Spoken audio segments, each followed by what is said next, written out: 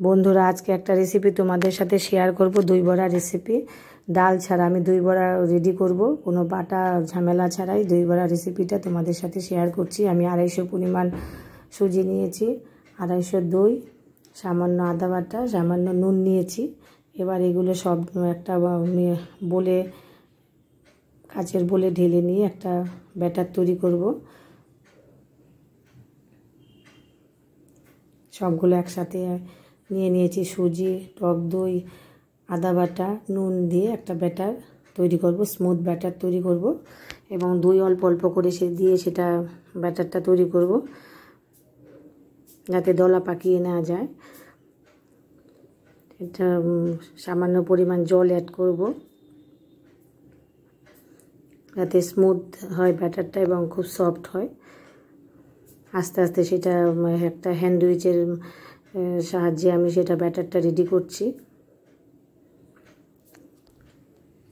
এবার 10 মিনিট ব্যাটারটা আমি রেখে দেব। 10 মিনিট পর সেটা আমি আবার রেডি করব। 10 মিনিট ঢাকা চাপা দিয়ে রেখে দিয়েছি। এবার দই বড়ার জন্য চাটনির দরকার।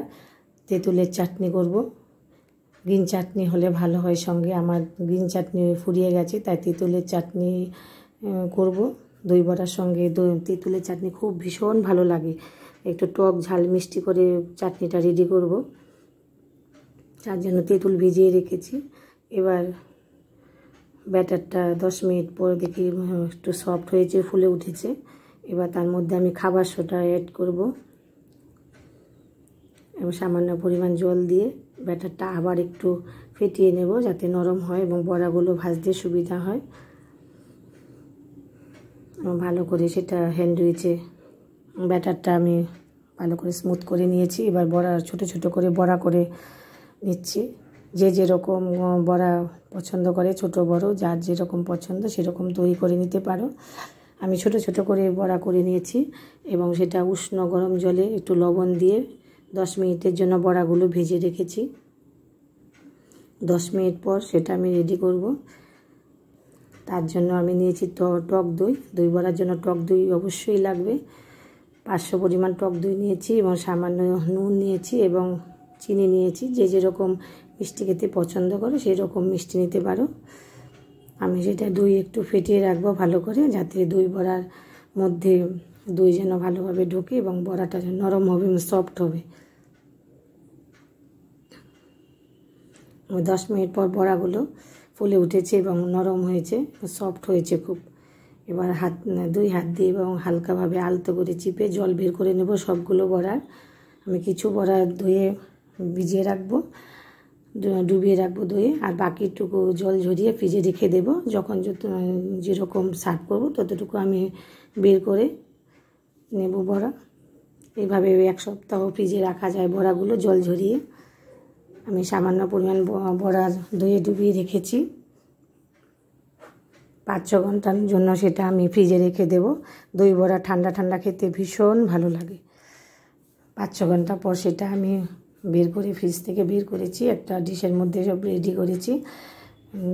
তেঁতুলের চাটনি দিয়ে সেটা রেডি করছি। গ্রিন চাটনি ফুরিয়ে গেছে আমার, তাই তেঁতুলের চাটনি দিয়ে সেটা রেডি করছি।